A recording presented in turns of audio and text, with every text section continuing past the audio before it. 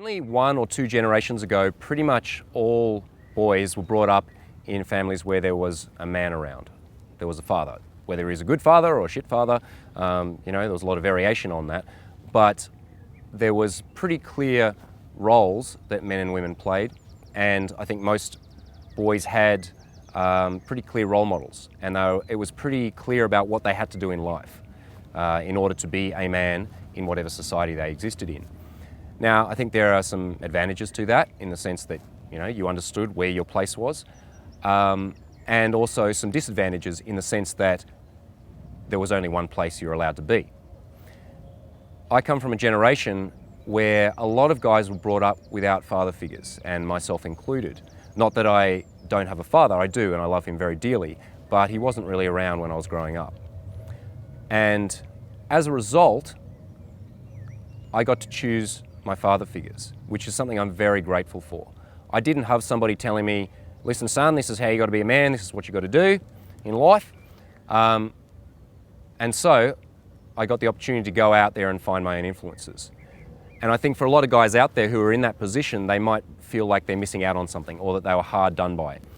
And that can be true if that's what you believe. You can live that crutch all your life, that you didn't have a daddy around to tell you what to do, and so therefore you never became a man. But I would prefer that you take that as an amazing opportunity to go out there and choose your own life and choose your own mentors. My influences have been diverse and in some ways contradictory. As a teenager, I was really into the Doors. When's somebody going to come up here and love me? And nihilist French literature. And I thought there was no point to life, and so we may as well just have a fucking good time.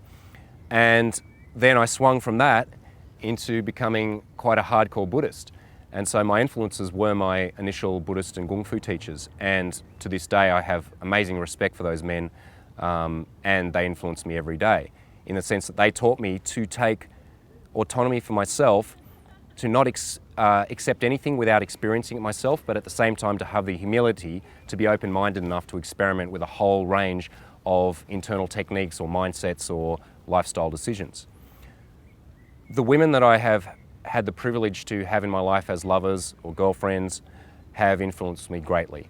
I have a profound respect for women, and they have taught me more about myself really than anyone else, because a really good woman, when you meet her, will act as a mirror to you. She will hold up to you your strengths and show you things about yourself that you didn't know existed, and at the same time she will show you your flaws and your bullshit and reflect that back at you and go, what do you got for me? So the girls that I spent long periods of time with really shaped and influenced my life as well, and I think that's something important to understand. If you want to be a great seducer, you need to actually really love women. There are misogynists out there are players out there who fuck a lot of girls but never learn much about women or about themselves as a result.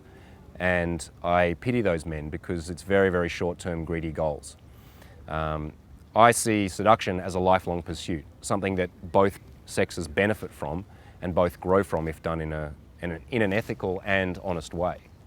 So yeah, my influences, Jim Morrison, monks, chicks, and of course the guys that I have come to consider to be brothers and fellow warriors on this path that I've met through being a coach in this.